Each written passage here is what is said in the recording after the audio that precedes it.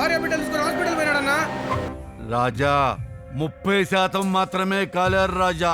న్యాయంగా అయితే బతికేస్తారు రాజా. మన దగ్గర డబ్బు తీసుకున్న డాక్టర్ గారు ఉన్నారే, యాసిడ్ పోసి చంపేస్తాడేమోనని డౌట్ రాజా. అన్నా అన్నా ఆ విరూపాక్ష పోలీస్ స్టేషన్ పోయిండన్నా. న్యాయంగా అయితే నన్ను లోపల వేయాలి రాజా.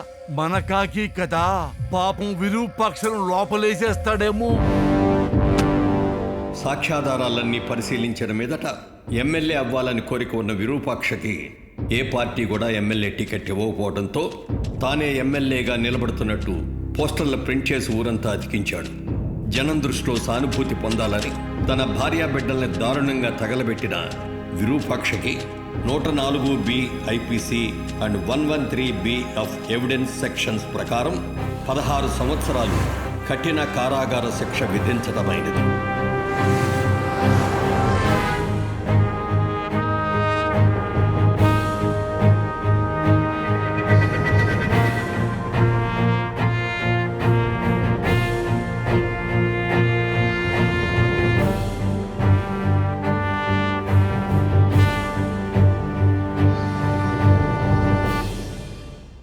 నా సర్వీస్ సాక్షిగా అడుగుతుండా ఎందుకు వీళ్ళ పుట్టినరోజులు ఆరాధీయమన్నావు?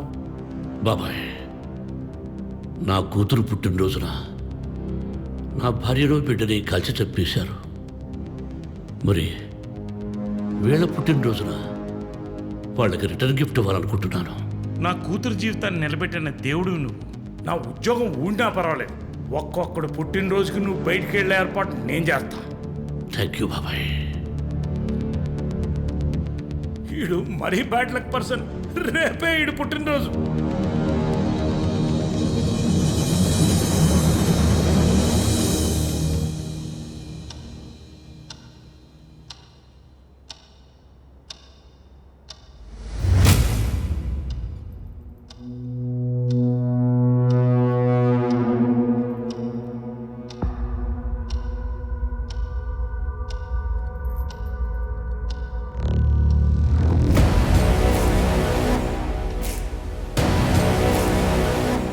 కనిపించే దయ్యం అంటారు నా డాక్టర్ని.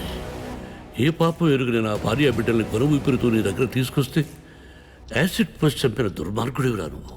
నీలాంటి వాడిని వదిలేస్తే సొసైటీలో వైరస్ని వదిలేసినట్టే.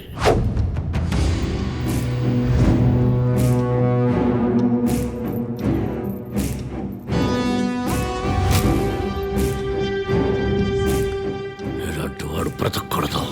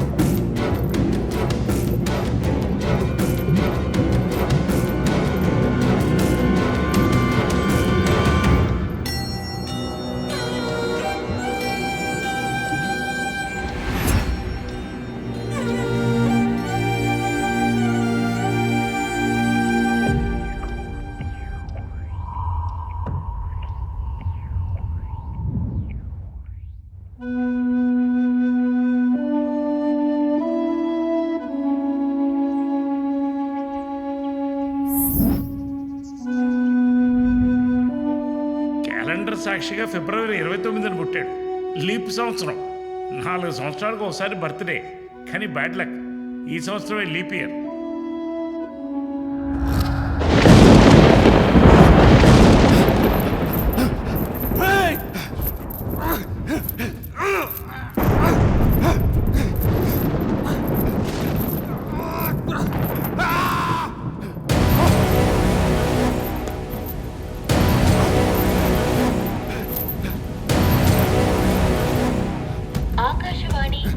భారతీ కేంద్రం శ్రోతలు కోరిన పాటలు జనరంజని.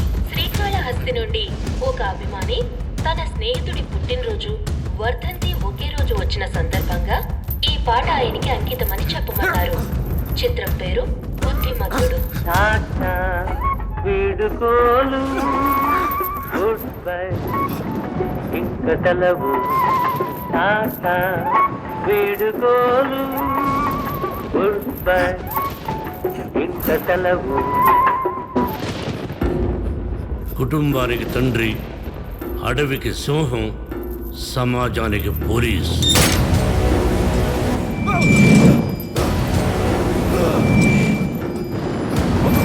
వద్దు విరూపాక్ష, నన్ను క్షమించు. నేను చేసింది తప్పే, నన్ను క్షమించు.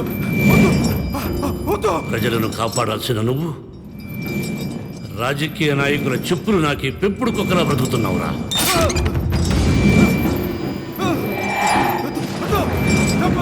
నేనెవరికి ఏ చెడు చేయలేదురా, కానీ నా జీవితాన్ని సర్వనాశనం చేసిన వాళ్ళలో నువ్వొకడు. నువ్వు సమాజంలో బ్రతకడానికి వీల్లేదు.